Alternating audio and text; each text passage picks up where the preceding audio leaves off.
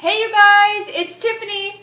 Well, I'm on the Oregon coast and tonight it is raining and blowing like 60 miles an hour, so I felt like it was like a day to nest. So I just started making oatmeal cookies and I wanted to show you my new recipe that I guess I've kind of invented for myself where I can have oatmeal raisin cookies. So I wanted to show you guys how I am going about this.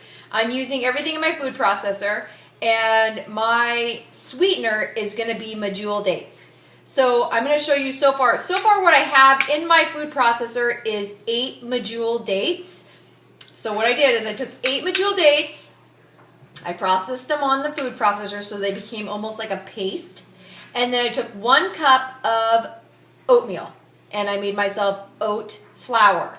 So in here, just before, I want to show you guys, I have 1 cup of oat flour that I made, 8 dates, and then I have 1 teaspoon of ground cinnamon. I have 1 teaspoon of vanilla powder. This is really cool because I couldn't find any vanilla that didn't have alcohol or sugar in it. So I found this at my local co-op. It's just basically vanilla bean that's ground down, so it's a great vanilla flavoring. And 1/8 of a teaspoon of salt. Okay, so I am going to get ready to put in a 1 cup of, you can see right here, of shredded coconut that I have toasted. So I'm going to add this to the food processor. I am also going to put in 1 cup of oats. So this 1 cup of oats, I don't want it to be a fine powder. I just want it to be a little bit textural, okay?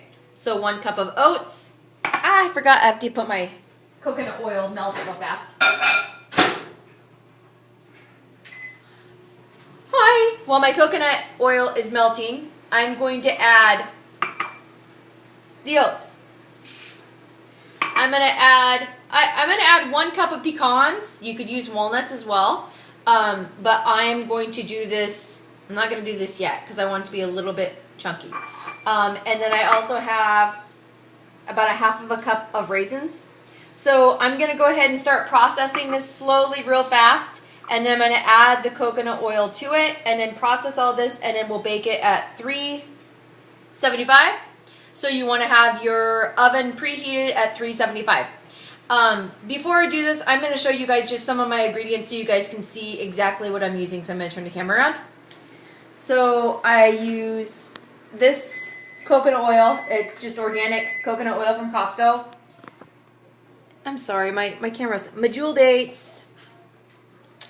And oh, I'm sorry. I'm really screwing things up. I shouldn't even have messed with this. It's just basically some of my ingredients. So I'm going to go back to the way it was. It was way better the way it was. Ha-ha. There. You guys can actually see the food processor. And you can see me. Okay. Here goes. I'm going to get ready to process my ingredients in the food processor. So here goes. I'm going to pulse it just so I kind of mix up all my seasonings. And okay, I'm going to go ahead and add.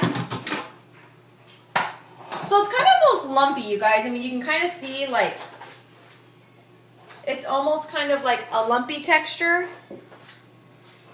Can you see that? Anyway, it'll form a good cookie. Okay, so I'm going to add my coconut oil. It's about 1/2 cup of coconut oil. I'm going to start with 1/4 cup and just kind of see what my consistency is. Again, I'm going to pulse. I don't want my oats to be shredded. I've already made oat flour, so I just want this to be a little bit textured, but I want everything to get incorporated together. So now I'm going to put my 1 cup of pecans. You could also put walnuts. But I like pecans. Pecans. My raisins will go in last just because I do not want my raisins to have any, I want them to be full and plump. So here goes. I'm going to check pulse again. Okay, I'm going to push this on for a second. Okay. Yeah, this looks pretty darn good. Oh, maybe I can pulse it a little bit more. My pecans are still just a little bit.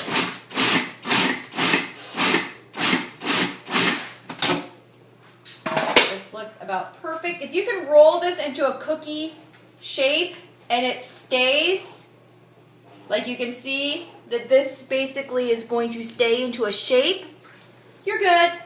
So I'm going to go ahead and take my raisins. I guess what I'll do, just incorporate is and just pulse it for a second. Pulse, pulse, pulse, pulse, just so I don't have to hand stir it. Okay. So, dun da da da. I'm gonna grab my. Okay, so I'm gonna make cookies. So this will make a nice